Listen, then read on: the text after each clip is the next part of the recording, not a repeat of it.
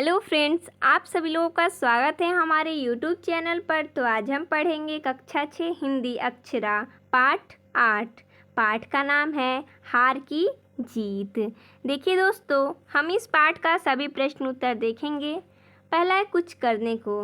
प्रश्न 1 है, बाबा भारती और खड़क सिंह के रूप में कहानी पर कक्षा में अभिनय कीजिए। बच्चों, ये आप स्वयं कीजिएगा। अगला देखते हैं प्रश्न 2 नंबर। बाबा भारती ने अपने घोड़े सुल्तान की बचपन से सेवा की और उसकी तारीफ करते नहीं थकते थे।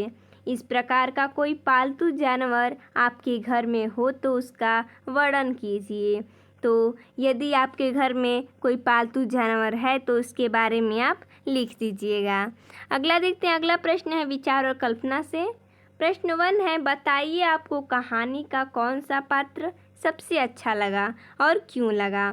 तो आपको जो भी कहानी में कोई भी पात्र अच्छा लगा होगा तो आप लिख सकते हैं, और क्यों अच्छा लगा ये भी आप लिखिएगा। हमने तो लिखा है कि मुझे बाबा भारती का किरदार बहुत अच्छा लगा।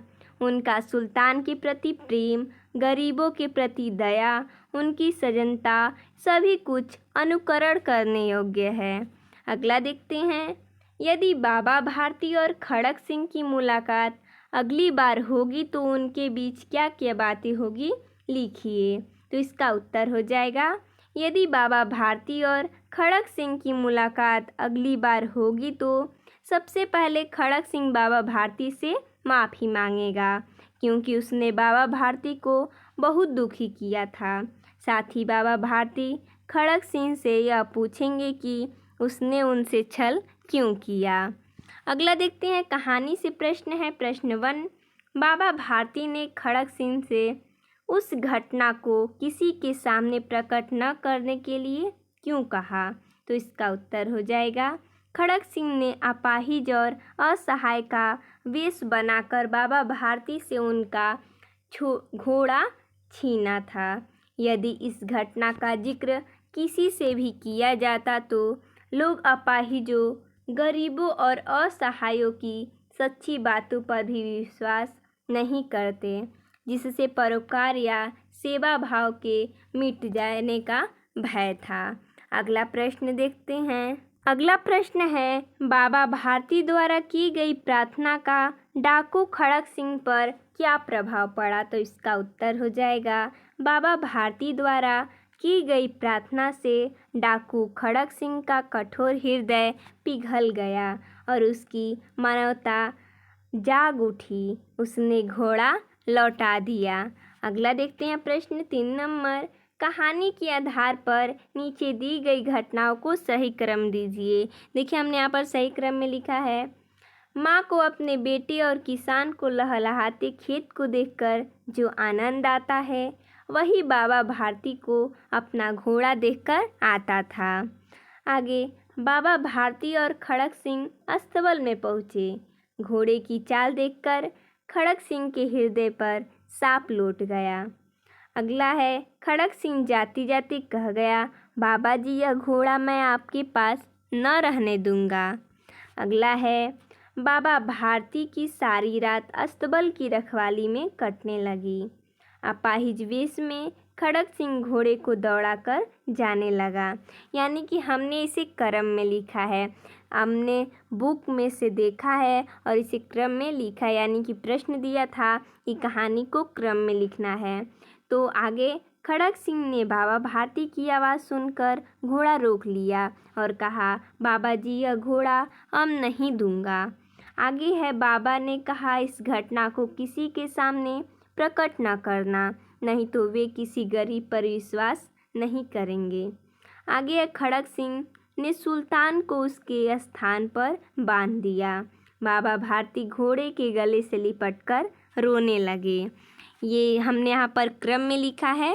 अगला प्रश्न है 4 नंबर। इस कहानी के अंत में किसकी जीत और किसकी हार हुई। तो इसका उत्तर हो जाएगा, बाबा भारती अपना घोड़ा छीन जाने के कारण हार गए थे, किंतु उनके शब्दों का खड़क सिंह पर ऐसा प्रभाव पड़ा कि वह उनके घोड़े को चुपचाप उनके घर लौटा गया और अंत में बाबा भारती हार कर भी जीत गए और खड़क सिंह जीत कर भी हार गया। अगला प्रश्न देखते हैं 5 नंबर प्रश्न है, इस कहानी द्वारा लेखक हमें क्या बताना चाहता है? तो इसका उत्तर हो जाएगा, इस कहानी द्वारा लेखक हमें बताना चाहता है कि व्यक्ति जन्म से बुरा नहीं होता, परिस्थितियाँ उसे बुरा बना देती हैं। यदि ऐसे व्यक्तियों को अनुकूल परिवेश मिले तो सुधरते देर नहीं लगती। अगला प्रश्न देखते हैं, इस कहानी में 3 मुख्य पात्र हैं, बाबा भारती, सुल्तान और खड़क सिंह। सुल्तान कौन है? सुल्तान बाबा भारती के घोड़े का नाम है और खड़क सिंह जो कि गुंडा है। कहानी के आधार पर इन 3 पात्रों की विशेषताओं को स्पष्ट करने वाली 3 बातें लिखिए। पहले बाबा भारती का 3 यहाँ पर विशेषता लिखा गया। पहला, वे अपने घोड़े सुल्तान को बेटे से भी ज़्यादा प्यार करते थे। उनके मन में गरीबों और लाचारों के लिए बहुत दया थी।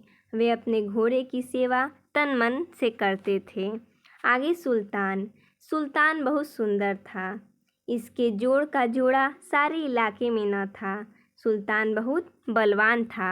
आगे है खड़क सिंह इलाके का मशहूर डाकू था।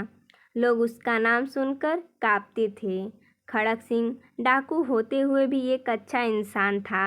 ये सब क्या है? ये जो 3 पात्र हैं इनके विशेषता हैं। अगला प्रश्न है 7 नंबर, उस संवाद को छाट कर लिखिए जिससे डाकू खड़क सिंह का हृदय परिवर्तन कर दिया, यानी कि परिवर्तन कर दिया। तो इसका उत्तर हो जाएगा, यह घोड़ा तुम्हारा हो चुका, मैं तुमसे वापस करने के लिए न कहूँगा, परंतु खड़क सिंह केवल एक प्रार्थना करता हूँ, उसे अस्वीकार न करना, नहीं तो मेरा दिल टूट जाएगा। मेरी प्रार्थना केवल यह है कि इस घटना को किसी के सामने प्रकट न करना। लोगों को यदि इस घटना का पता चला गया तो वे गरीब पर विश्वास न करेंगे। यही सुनकर डाकू खड़क सिंह का जो हृदय है वो पिघल गया, यानी कि परिवर्तन हो गया। अगला प्रश्न है, कहानी के किस पात्र ने आपको सबसे ज़्यादा प्रभावित किया और क्यों किया? तो इसका उत्तर हो जाएगा, मुझे बाबा भारती के किरदार ने बहुत प्रभावित किया। बाबा भारती अपने जिस घोड़े को अपने प्राणों से भी अधिक प्यार करते थे, उसको डाकू खड़क सिंह द्वारा धोखे से चुरा लेने के बाद भी बाबा भारती को अपने प्यारे घोड़े से अधिक चिंता गरीबों एवं असहायों की है। और उनकी बातों से उनकी महानता और सजनता का पता चलता है। उनका चरित्र मुझे बहुत प्रभावित करता है। अगला प्रश्न है, कहानी का शीर्षक है हार की जीत।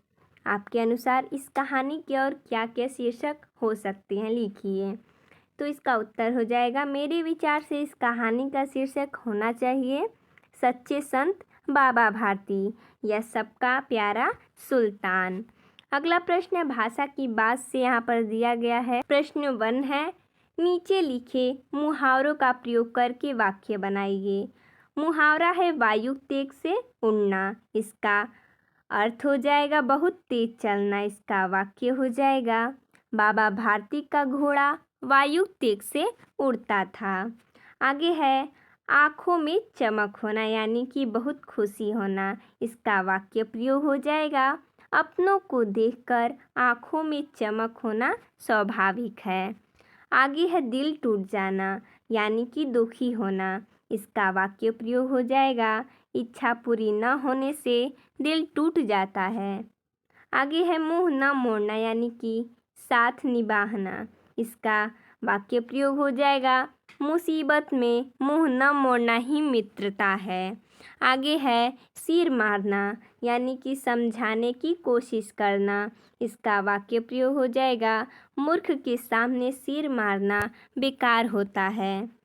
आगे है, लट्टू होना, यानी कि मोहित होना। इसका वाक्य प्रयोग हो जाएगा, गोपियाँ श्री कृष्ण पर लट्टू हो जाती थी। आगे है, मन भारी होना, यानी कि उदास हो जाना। इसका वाक्य प्रयोग हो जाएगा, अनावश्यक डांट डपट से किसी का भी मन भारी हो जाता है। अगला प्रश्न है 2 नंबर, नीचे बाईं और कुछ विशेषण दिए गए हैं और दाईं ओर कुछ विशेष्य। प्रत्येक विशेषण के साथ उपयुक्त विशेष्य मिलाकर लिखिए। यानी कि इसमें कह रहा है कि ये क्या है, विशेषण है और ये विशेष्य है। उन दोनों को मिलाकर हमें क्या लिखना है, उपयुक्त विशेष्य मिलाकर लिखना है। जैसे कि लहलहाते क्या है, विशेषण है और विशेष्य क्या है, खेत। यानी कि लहलहाते खेत। अधीर हृदय, ठंडा जल। ठंडा क्या है, विशेषण है और जल क्या है, विशेष्य है। तो ठंडा जल। आगे है बाका घोड़ा और ऊंचा ऊंचे विचार। यानी कि ऊंचे क्या है, विशेषण है, विशेष्य क्या है, विचार। चलिए अगला प्रश्न देखते हैं। 3 नंबर। नीचे दिए गए अनुच्छेद के उपयुक्त स्थान पर उद्धरण चिन्ह तथा अन्य विराम चिन्ह लगाइए। देखिए हमने इसमें लगाया है। अगला प्रश्न देखते हैं, आप इसमें देख सकते हैं। अगला देखते हैं। अगला है उपसर्ग लगाने से कुछ शब्दों के अन्य विपरीत हो जाते हैं। यानी कि कुछ शब्द में जब हम उपसर्ग लगाते हैं तो उन शब्दों का जो अर्थ होता है विपरीत हो जाता है। जैसे थीर से यानी कि धीर से अधीर, स्वीकार से अस्वीकार, उपसर्ग लगाकर इसी तरह के अन्य 5 शब्द लिखिए। एग्जाम्पल में दिया है कि जैसा कि धीर है तो अ लगाएंगे उपसर्ग तो हो जाएगा अधीर। स्वीकार है तो उपसर्ग लगाएंगे तो हो जाएगा अस्वीकार। ऐसे ही हमें उपसर्ग लगाकर 5 शब्द बनाना है। जैसा कि हमने बनाया है असीमित, अशिक्षित, अयोग्य, अकारण, असमर्थ। अगला है अपने किताब में चित्र को ध्यान से देखिए तब समझ में आएगा। जैसा कि है अवधारणा चित्र, किसी पात्र अथवा विषय वस्तु के बारे में उसकी विशेषता, गुण, लाभ अथवा घटना के क्रमों के प्रमुख बिंदुओं का चित्रण करना। इसका उत्तर हो जाएगा संत, सच्चा मानवतावादी, गरीबों के मसीहा, निश्चल स्वभाव, परोपकारी। तो दोस्तों इसमें इतना ही प्रश्न दिया था। तो मिलते हैं नेक्स्ट वीडियो में। धन्यवाद दोस्तों।